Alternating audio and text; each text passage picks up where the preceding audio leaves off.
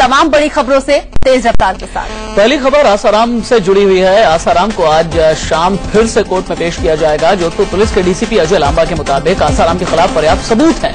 Police के मुताबिक जांच में अगर कुछ और तथ्य बाकी रह जाते हैं तभी रिमांड मांगी जाएगी। अगर अनुसंधान अधिकारी को पुलिस कस्टडी की और जरूरत होगी तो पुनः पुलिस कस्टडी की मांग की जाएगी। अगर उनको पुलिस कस्टडी की जरूरत महसूस नहीं होगी तो पुलिस कस्टडी की मांग नहीं की जाएगी।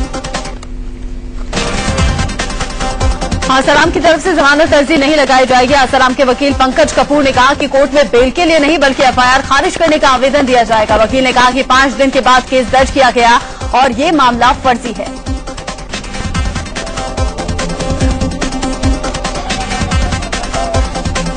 We are innocent. That's why we are filing quashing, not the bail, because this is a case which has been fabricated. No prudent person, after reading the FIR, will say, because this has been filed after 5 days. नाबालिग लड़की से यौन शोषण के मामले में आसाराम के बाद अब दूसरी गिरफ्तारी भी हो गई है। जोधपुर पुलिस ने पूछताछ के बाद आसाराम के सेवादार शिवा को गिरफ्तार कर लिया है। शिवा भी इस केस का एक अहम आरोपी है। इससे पहले आसाराम और उनके सेवादार शिवा को आमने सामने बिठाकर जोधपुर पुलिस ने पूछताछ भी की। पूछताछ में दोनों के बयान में भारी विरोधाभास नजर आया, जिसके बाद ही पुलिस ने शिवा को गिरफ्तार करने का फैसला किया। जोधपुर से पुलिस ने आसाराम के 4 समर्थकों को गिरफ्तार किया है। ये समर्थक आरएसी बटालियन कैंप के पास हंगामा कर रहे थे। इसी कैंप में आसाराम को रखा गया है। पुलिस ने पहले हंगामा करने वाले इन लोगों को रोकने की कोशिश की, नहीं माने तो इन्हें गिरफ्तार किया गया। नपुंसक होने का दावा करने वाले आसाराम का झूठ पकड़ा गया है। नाबालिग से यौन शोषण के आरोपी आसाराम ने बचाव में कहा था कि वो ऐसे अपराध करने के लिए काबिल नहीं है, लेकिन जब उनकी मर्दानगी की जांच करवाई गई तो वो पॉजिटिव निकला, यानी कि वो नपुंसक नहीं है। पुलिस के सामने जब आसाराम ने खुद को शारीरिक रूप से अक्षम बताया तो जोधपुर पुलिस उन्हें एसएन मेडिकल कॉलेज लेकर गई। यहां उनका मेडिकल करवाया गया तो पोटेंसी टेस्ट पॉजिटिव पाया गया, यानी कि आसाराम नपुंसक नहीं है। पुलिस रिमांड के दौरान आसाराम से पहला सवाल पूछा गया कि आपने क्या किया। आसाराम ने जवाब दिया कुछ नहीं। इसके बाद दूसरा सवाल किया गया कि लड़की ऐसा क्यों कह रही है। आसाराम ने जवाब दिया कि कह नहीं सकते, ये किसी की साजिश हो सकती है। जब आसाराम ने बताया कि उन्होंने कुछ नहीं किया, सब साजिश है, तो पुलिस ने तीसरा सवाल पूछा कि लड़की का पिता आपका पुराना भक्त है, फिर साजिश कैसे हो सकती है। इस पर आसाराम ने जवाब नहीं दिया और चुप ही रहे। आसाराम चौथा सवाल पूछा गया, लड़की को उन्होंने मनाई क्यों बुलवाया था। आसाराम ने कहा मैंने नहीं बुलवाया, वो खुद आई थी। इस पर पुलिस ने पूछा कि आपकी कुटिया में वो कैसे पहुंच गई, तो वो खामोश रह गए। पीड़ित के पिता का आरोप है कि आसाराम के प्रतिनिधियों ने चुप रहने के लिए पैसे देने की पेशकश की थी, जिसे उन्होंने खारिज कर दिया।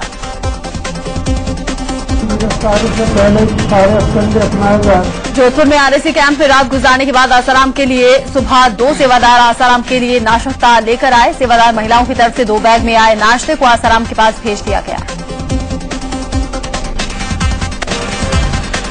इससे पहले पुलिस हिरासत में रहने रात गुजारने वाले आसाराम ने रात में खाना ही नहीं खाया। आसाराम ने बताया कि उनका उपवास है, इसलिए उन्हें दूध दिया गया। दूध पीकर वो सो गए थे। पुलिस रिमांड के बाद आसाराम को जोधपुर के आरएसी बटालियन के कैंप में रात गुजारनी पड़ी। यहाँ के सबसे अच्छे कमरे में आसाराम को रखा गया, जहाँ उनके सोने के लिए एक बिस्तर लगाया गया। उन्हें एक तकिया और चादर दी गई। बीच में एक बार उनकी नींद भी टूटी, लेकिन वो फिर से सो गए। जोधपुर पुलिस रविवार को आसाराम को मड़ाई कुटिया में भी लेकर गई थी। पुलिस ने यहां करीब 20 मिनट तक आसाराम से पूछताछ की और क्राइम सीन क्रिएट करके देखा। नाबालिग लड़की ने कहा था कि इसी कुटिया में आसाराम ने उसका यौन शोषण किया था। मड़ाई कुटिया में पुलिस ने चप्पा छान मारा। उस कमरे में भी पुलिस गई जहां नाबालिग लड़की से यौन शोषण का आरोप आसाराम पर लगा था। कुटिया और कमरे का जायजा लेने के बाद पुलिस ने रिपोर्ट भी तैयार की। जोधपुर पुलिस ने कहा है कि आसाराम के छिंदवाड़ा गुरुकुल की फरार वार्डन शिल्पी को गिरफ्तार करने के लिए टीम बनाई गई है। वहीं इसी गुरुकुल के डायरेक्टर शरद चंद्र राही को पुलिस ने पूछताछ के लिए बुलाया है। आसाराम केस में एक नया ट्विस्ट आ गया है। आसाराम के सहयोगी और छिंदवाड़ा गुरुकुल की वार्डन शिल्पी लापता हो गई है। पुलिस को भी नहीं पता कि शिल्पी आखिर है कहां। शिल्पी इस केस की एक बड़ी राजदार है और उसका लापता होना कई सवाल खड़े कर रहा है। शिल्पी इस केस में तीसरी आरोपी है। शिल्पी पर आरोप है कि वो ही लड़की को छिंदवाड़ा से आसाराम के पास मड़ाई आश्रम तक ले गई थी। कहा यह भी जाता है कि शिल्पी आसाराम के पास लड़कियां पहले भी भिजवाती रही है। छिंदवाड़ा आश्रम की वार्डन 35 साल की शिल्पी का असली नाम शिल्पा है, लेकिन उसे शिल्पी भी कहा जाता है। शिल्पी से जोधपुर पुलिस 25 और 26 अगस्त को पूछताछ भी कर चुकी है। पूछताछ के बाद जोधपुर पुलिस के सामने 29 अगस्त को हाजिर होना था, लेकिन वो फरार हो गई। दिल्ली के जंतर मंतर पर आसाराम के समर्थकों ने धरना प्रदर्शन किया। सैकड़ों की तादाद में यहां पहुंचे समर्थकों ने आसाराम की रिहाई की मांग की। हरिद्वार में आसाराम का विरोध हो रहा है। यहां गुस्साए लोगों ने आसाराम के पोस्टर पर कालिख पोती और उसे आग के हवाले करके अपना विरोध जाहिर किया। संसद में आज गाली गलौज तक की नौबत आ गई। लोकसभा 2 बजे तक स्थगित होने के बाद बाहर निकलते वक्त कांग्रेस सांसद संदीप दीक्षित, मधु याक्षी गौड़ और हंगामा मचा रहे सांसदों के बीच गाली गलौज हुई। वहीं लोकसभा स्पीकर ने तेलंगाना मुद्दे पर हंगामा करने वाले 9 सांसदों को 5 दिन के लिए सदन से निलंबित कर दिया। निलंबित किए गए सांसदों में 4 तेलुगु देशम पार्टी से हैं, जबकि बाकी 5 कांग्रेस के हैं। लोकसभा से पास हो चुका फूड सिक्योरिटी बिल आज राज्यसभा में पेश किया गया। बिल पर चर्चा चल रही है। अगर ये बिल राज्यसभा से पास हो गया तो देश के 80 करोड़ लोगों को 3 रुपए प्रति किलो दर पर गेहूं और 2 रुपए प्रति किलो चावल और 1 रुपए प्रति किलो मोटा अनाज मिलेगा। राज्यसभा में फूड बिल पर चर्चा के दौरान नेता विपक्ष अरुण जेटली ने सरकार पर हमला बोला। जेटली ने कहा कि सरकार ने फूड बिल पर अध्यादेश लाकर अपने अधिकारियों का दुरुपयोग किया है। उन्होंने कहा कि जब कई राज्य पहले ही ऐसी योजनाओं में बेहतर प्रदर्शन कर रहे हैं तो अध्यादेश की क्या आवश्यकता पड़ी। आरटीआई संशोधन बिल पर आज लोकसभा में चर्चा की जा सकती है। बिल में संशोधन करके सरकार ने राजनीतिक दलों को आरटीआई कानून के दायरे से बाहर रखने की तैयारी की है। पेट्रोलियम मंत्री वीरप्पा मोइली की रात में पेट्रोल पंप बंद करने के प्लान को लेकर संसद में जमकर हंगामा हुआ। लोकसभा और राज्यसभा दोनों ही सदनों में हंगामा बरपा। हंगामे के चलते दोनों ही सदनों की कार्यवाही कुछ वक्त के लिए स्थगित भी करनी पड़ी। पेट्रोलियम मंत्री वीरप्पा मोइली ने पेट्रोल पंपों को रात को बंद रखने का प्रस्ताव दिया था। रुपये में गिरावट और तेल आयात की वजह से विदेशी मुद्रा की कमी को देखते हुए मोइली ने यह प्रस्ताव दिया था कि पेट्रोल पंप रात 8 बजे से सुबह 8 बजे तक बंद रखे जाएं। वीरप्पा मोइली के पेट्रोल पंप प्लान को पलीता लग गया है। पहले वित्त मंत्री पी चिदम्बरम ने कहा था कि ये मोइली का प्रस्ताव नहीं था, बल्कि ऐसा सुझाव पब्लिक की तरफ से आया था। इस बीच प्रधानमंत्री कार्यालय ने भी मोइली के प्रस्ताव को खारिज कर दिया। बीजेपी ने वीरप्पा मोइली के प्रस्ताव को लेकर कांग्रेस पर निशाना साधा है। बीजेपी नेता मुख्तार अब्बास नकवी ने कहा कि मोइली का प्रस्ताव बताता है कि सरकार कितनी असंवेदनशील है। ये सरकार इतनी महंगाई के बावजूद भी असंवेदनशील है। तेल पर पाबंदी, गोल्ड पर नाकाबंदी, महंगाई और मंदी, करप्शन और कांग्रेस की ये है जुगलबंदी। शिवसेना नेता संजय राउत ने वीरप्पा मोइली के प्रस्ताव पर कड़ी प्रतिक्रिया दी। उन्होंने कहा कि इससे ब्लैक मार्केटिंग बढ़ेगी। मालूम नहीं कि क्या तमाशा ये लोग कर रहे हैं, उससे ब्लैक मार्केटिंग बढ़ेगी और जितना कंजम्पशन है उतना तो रहेगा ही। अगर लोग रात को नहीं खरीदेंगे तो सुबह खरीद कर हम अपना कोटा पूरा कर लेंगे। मोइली के प्रस्ताव को समाजवादी पार्टी ने भी खारिज कर दिया है। पार्टी महासचिव नरेश अग्रवाल ने कहा कि अर्थव्यवस्था पटरी पर लाने का यह अच्छा विकल्प नहीं है। नेताजी के खिलाफ है ही नहीं कोई मामला, ये तो एक राजनीतिक दबाव की तरफ बनाया गया था। अगर सीबीआई ऐसी रिपोर्ट देती सत्य बात कहेगी, इसमें कौन सी नई चीज है।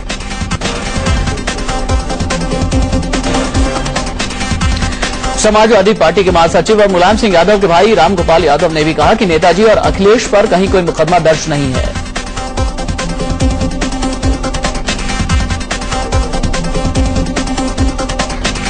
नहीं है। एक प्रिलिमिनरी इंक्वायरी के लिए कहा गया था, वो इंक्वायरी हो चुकी है।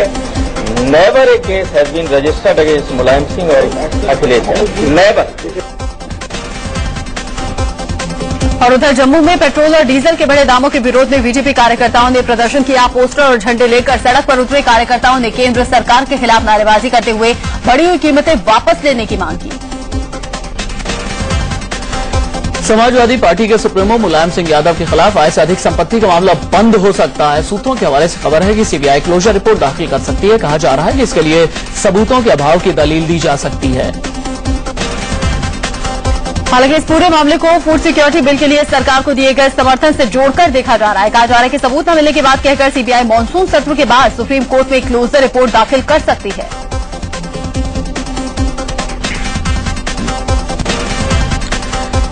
समाजवादी पार्टी के महासचिव नरेश अग्रवाल ने इस बात से इनकार किया है कि सीबीआई की संभावित क्लोजर रिपोर्ट का फूड सिक्योरिटी बिल का समर्थन करने से कोई नाता नहीं है।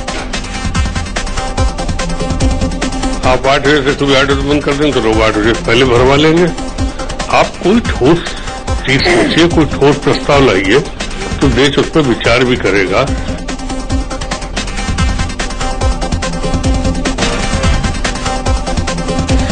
आय से अधिक संपत्ति मामले में घिरे मुलायम सिंह यादव को लेकर सीबीआई के संभावित क्लोजर रिपोर्ट पर सरकार कुछ भी बोलने से बच रही है। केंद्रीय मंत्री राजीव शुक्ला से जब इस बाबत पूछा गया तो वो जवाब टाल गए। मुलायम के खिलाफ आय से अधिक संपत्ति का मामला बंद होने वाला नहीं। आप लोग कैसे बोला? मुलायम के खिलाफ आय से अधिक संपत्ति का मामला बंद होने वाला नहीं। आप लोग कैसे बोला? संघ नेता भैयाजी जोशी ने रविवार रात बीजेपी अध्यक्ष राजनाथ सिंह से मुलाकात की। कहा जा रहा है कि प्रधानमंत्री पद के उम्मीदवार को लेकर दोनों में बातचीत हुई। न सिर्फ राजनाथ बल्कि भैयाजी जोशी ने सुषमा स्वराज और लालकृष्ण आडवाणी से मुलाकात भी की। पीएम पद के लिए नरेंद्र मोदी के लिए आरएसएस शुरू से ही बीजेपी पर दबाव डाल रहा है। एक ही रात में राजनाथ, आडवाणी और सुषमा स्वराज से आरएसएस नेता भैयाजी जोशी की मुलाकात से कयास लग रहे हैं कि मोदी के लिए फिर से संघ ने बीजेपी पर दबाव बढ़ाना शुरू कर दिया है। बीजेपी अध्यक्ष राजनाथ सिंह ने गुजरात दंगे को दुर्भाग्यपूर्ण कहा, लेकिन ये भी कहा कि इसके लिए नरेंद्र मोदी को जिम्मेदार ठहराना ठीक नहीं। दिल्ली में बीजेपी अल्पसंख्यक मोर्चे की बैठक में उन्होंने ये भी कहा कि बीजेपी अल्पसंख्यक विरोधी नहीं है। दिल्ली के किरारी इलाके में एक सम्मेलन के दौरान कांग्रेस नेता ठुमके लगाते नजर आए। यहां स्टेज पर नेताजी ठुमके लगाने के साथ साथ महिला डांसरों पर पैसा लुटाते भी नजर आए। दिल्ली में विधानसभा चुनाव को देखते हुए किरारी विधानसभा इलाके में कांग्रेस सम्मेलन का आयोजन किया गया। पूर्वांचल बहुल इलाके के वोटरों को लुभाने के लिए महिला डांसरों को बुलाकर यहां खूब धूम धड़ाका हुआ। विदेश मंत्री सलमान खुर्शीद ने इशारों में कहा है कि अब्दुल करीम टुंडा और यासीन भटकल के बाद अगली बारी दाऊद इब्राहिम की है। पहले जो हमें जो सफलता मिली है, कम से कम उसके लिए बधाई तो दे दीजिए। मीडिया पे आप कहिए कि देखिए हम कहते थे सॉफ्ट स्टेट है, सॉफ्ट स्टेट नहीं है। ये स्टेट खूबसूरती से काम करती है। हमने कैसी खूबसूरती से इन लोगों को पकड़ा है। अब सारी जांच जो है हमारी अब वो सफल हो जाएगी। विश्व के सामने जो सत्य है वो सामने आ जाएगा। यूपी के मंत्री शिवपाल सिंह यादव ने कहा कि अगर ओबीसी में आरक्षण चाहिए तो मुलायम सिंह यादव को पीएम बनाना होगा। लखनऊ में वैश्य समाज के एक कार्यक्रम में उन्होंने कहा कि समाजवादी पार्टी को सपोर्ट करें तब उनका आरक्षण पक्का। गोरखपुर में बीजेपी सांसद योगी आदित्यनाथ के काफिले को पुलिस ने रोका तो बवाल खड़ा हो गया। गुस्साई योगी समर्थकों ने सड़क पर जाम लगाकर जमकर हंगामा किया। योगी जनसभा को संबोधित करने बस्ती जा रहे थे, उन्हें नौसर चौकी के पास पुलिस ने रोका। यूपी के बस्ती में हिंदू युवा वाहिनी के कार्यकर्ता पुलिस से भिड़ गए। युवा वाहिनी के कार्यकर्ता योगी आदित्यनाथ की सभा में शामिल होने के लिए जा रहे थे। मूलघाट चौराहे पर जब इन्हें पुलिस ने रोका तो दोनों के बीच में झड़प होने लगी। भारतीय वायुसेना की ताकत अब और बढ़ गई है। सबसे बड़ा मालवाहक विमान C-17 ग्लोब मास्टर भारतीय वायुसेना में शामिल हो गया। गाजियाबाद के हिंडन एयरबेस पर रक्षा मंत्री A.K. एंटनी ने इसे वायुसेना के बेड़े में शामिल किया। अमेरिका से खरीदे गए C-17 में करीब 80 टन की क्षमता है और 150 सैनिकों को लाने ले जाने की क्षमता है। वायुसेना ने 2011 में हुए समझौते के तहत 10 अमेरिकी विमानों का ऑर्डर दिया है। इसमें से 3 भारत को मिल चुके हैं। अगले साल के अंत तक सभी 10 विमान भारत को मिलने की उम्मीद है। आज भी रुपए में गिरावट के साथ कारोबार की शुरुआत हुई है। शुक्रवार के मुकाबले रुपए में 26 पैसे की गिरावट दर्ज की गई। शुरुआती दौर में $1 के मुकाबले रुपए की कीमत 66 रुपए 96 पैसे रही। रुपए में गिरावट दर्ज की गई है, लेकिन बाजार से एक राहत की खबर भी है। सेंसेक्स में 132 अंकों के उछाल के साथ बाजार खुले। वहीं निफ्टी में भी 26 अंकों का उछाल देखा गया। फिलहाल सेंसेक्स 18,752 और निफ्टी 5500 से ऊपर कारोबार कर रहे हैं। सरकार ने केंद्रीय कर्मचारियों को महंगाई से राहत देने के लिए तोहफा देने का ऐलान किया है। कर्मचारियों के महंगाई भत्ते में 10% का इजाफा किया जाएगा। बढ़ोतरी जुलाई महीने से लागू होगी। केंद्र सरकार के 50 लाख कर्मचारियों और 30 लाख पेंशनर्स का इससे फायदा मिलेगा।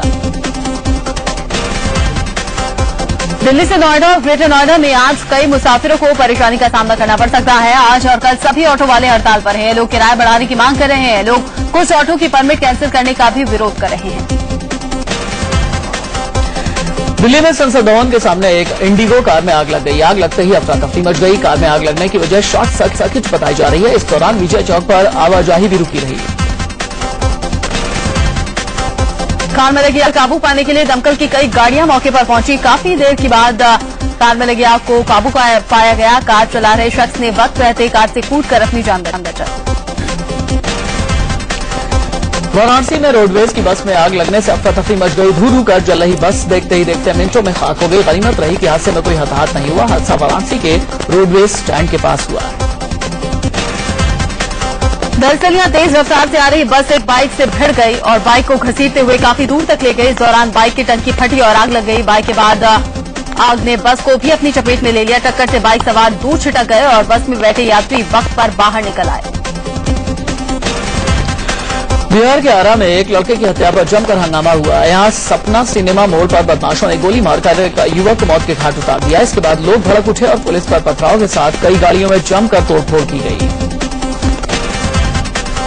इंदौर में एक डॉक्टर ने अपनी पत्नी, बेटी और ससुर की हत्या के बाद फांसी लगाकर खुदकुशी कर ली। पुलिस ने इलाके में रहने वाली रेडियोलॉजिस्ट डॉक्टर रोहित त्रिवेदी को अपनी पत्नी से विवाद चल रहा था। पूरे घर में विवाद होने पर डॉक्टर ने सबकी मौत का कदम उठा दिया। हरियाणा के सोनीपत में सड़क हादसे में 4 लोगों की मौत हो गई, जबकि 3 लोग गंभीर रूप से जख्मी हो गए। यहां गन्नौर इलाके में तेज रफ्तार से आ रही एक गाड़ी ड्राइवर की झपकी लेते ही बेकाबू होकर पुलिया से जा टकराई। देहरादून के फॉरेस्ट रिसर्च इंस्टीट्यूट में पीएचडी की एक छात्रा ने पंखे से लटककर जान दे दी। घटना इंस्टीट्यूट के हॉस्टल की कमरा नंबर 11 की है। बताया जा रहा है कि छात्रा पति से विवाद की वजह से डिप्रेशन में थी। यूपी के एटा में पुलिस पर रेप के आरोपियों को बचाने का आरोप लगा है। 29 अगस्त को नाबालिग से गैंगरेप हुआ था। पुलिस के सामने लड़की ने 5 लोगों का नाम लिया था, लेकिन पुलिस ने अब तक सिर्फ 2 लोगों के खिलाफ ही केस दर्ज किया। फैजाबाद में अपहरण के बाद गैंगरेप का मामला सामने आया है। यहाँ एक कंपनी में काम करने वाली लड़की को 2 लड़कों ने ऑफिस से लौटते वक्त अगवा कर लिया और 2 दिन तक बंधक बनाकर उसके साथ गैंगरेप करते रहे। पुलिस ने मामला दर्ज कर जांच शुरू कर दी है। हरियाणा के फरीदाबाद में घर में घुसकर एक महिला से गैंगरेप का मामला सामने आया है। यहां सेक्टर 55 में 2 बदमाशों ने गैंगरेप की वारदात को अंजाम दिया। महिला का शोर सुनकर लोगों ने बाहर से दरवाजा बंद कर लिया। एक आरोपी तो पकड़ा गया, जबकि दूसरा भागने में कामयाब रहा। बिहार के मुजफ्फरपुर में महिला क्रिकेटर्स के साथ छेड़छाड़ का मामला सामने आया है। खिलाड़ियों ने बिहार T20 इंस्टीट्यूट के सचिव के खिलाफ छेड़खानी का मामला दर्ज करवाया है। खिलाड़ियों का आरोप है कि राष्ट्रीय स्तर पर क्रिकेट खेलने का झांसा देकर छेड़खानी की गई। पंजाब के भटिंडा में पुलिस ने एक सेक्स रैकेट का भांडाफोड़ किया है। यहां शगुन होटल से पुलिस ने 2 लड़के और 2 लड़कियों को आपत्तिजनक हालत में गिरफ्तार किया। होटल मालिक के अलावा जुआ खेल रहे 4 लोगों को भी पुलिस ने जेल भेज दिया है। हरियाणा के रोहतक में हत्या के बाद खुदकुशी का सनसनीखेज मामला सामने आया है। यहाँ एक सब इंस्पेक्टर ने अपनी बेटी को गोली मारने के बाद खुदकुशी कर ली। अलीगढ़ मुस्लिम यूनिवर्सिटी में खराब खाना मिलने के बाद छात्रों ने हंगामा खड़ा कर दिया। हॉस्टल में रह रहे छात्रों ने प्रोवोस्ट और वार्डन से खराब खाने की शिकायत की थी। शिकायत अनसुनी होने पर छात्रों ने रजिस्ट्रार का घेराव कर दिया। कानपुर सेंट्रल स्टेशन में रेलवे पुलिस के 3 जवानों ने कई यात्रियों से पैसा लेकर उन्हें अवैध रूप से सीटें अलॉट कर दी और जिनकी आरक्षित सीटें थी उन्हें जनरल बोगी में बिठा दिया गया। नाराज यात्रियों ने जीआरपी थाने का घेराव कर हंगामा किया। छत्तीसगढ़ के कोरबा में क्राइम ब्रांच ने नशे के 3 सौदागरों को गिरफ्तार किया है। पकड़े गए लोगों के पास से फोर्टविन के 2500 इंजेक्शन बरामद किए गए। ये लोग दूसरे राज्यों से नशीली दवाइयां लाकर कोरबा में बेचा करते थे। गोरखपुर में इंसेफ्लाइटिस से बच्चों की मौत का सिलसिला जारी है। पिछले 24 घंटे में 3 बच्चों की मौत हो चुकी है। गोरखपुर में 743 बच्चों को भर्ती करवाया गया, जिनमें से 205 बच्चों की मौत हो चुकी है। गुवाहाटी में एक वास्तुशास्त्री ने रुपए के प्रतीक को बदलने की मांग को लेकर 9 घंटे का अनशन किया। वास्तुशास्त्री ने पीएम को चिट्ठी लिखकर मांग की है कि रुपए के प्रतीक में वास्तु दोष है, जिसे जल्द बदला जाए। इसीलिए भारतीय अर्थव्यवस्था की हालत खस्ता होती जा रही है। मुंबई से सटे थाने में एक गरीब महिला ने इंसानियत की मिसाल पेश की है। यहां मुंबई स्टेशन के पास एक लड़का लोकल ट्रेन की चपेट में आकर जख्मी हो गया। बेहोश पड़े लड़की की मदद के लिए जब कोई सामने नहीं आया तो महमूना नाम की एक महिला ने उसे अस्पताल पहुंचाया, जिससे लड़के की जान बच पाई। सीनियर अधिकारियों के रवैये से तंग आकर यूपी पुलिस के एक कांस्टेबल ने इच्छा मृत्यु की गुहार लगाई है। हरीश चंद्र यादव पिछले कई दिनों से छुट्टी मांग रहे थे, लेकिन उन्हें डांटकर भगा दिया जा रहा है। बीमार हरीश चंद्र ने अब राष्ट्रपति को चिट्ठी भी की है। नीतीश राज में एक पिता इंसाफ की आस में दर-दर की ठोकरें खा रहा है। पटना के आलमगंज में रहने वाले अमरदेव प्रसाद सिंह के बेटे शैलेश की 15 दिन पहले मौत हो गई थी। हत्या की आशंका जता रहे अमरदेव ने सीएम दरबार तक गुहार लगाई, लेकिन आज तक नामजद आरोपी गिरफ्तार नहीं हो पाया। मुंबई के सिंधु रक्षक पनडुब्बी हादसे में शहीद हुए केवल सिंह का अंतिम संस्कार पूरे सम्मान के साथ किया गया। नौसेना में तैनात केवल जम्मू कश्मीर के उधमपुर के रहने वाले थे। झारखंड के रामगढ़ में किसान ने ऑस्ट्रेलियन नस्ल के 10 ईमू बर्ड को पालने का बीड़ा उठाया है। इस पक्षी की खासियत यह है कि इसके एक अंडे की कीमत 1000 रुपए होती है और ये सिर्फ अक्टूबर से मार्च तक ही अंडे देती है।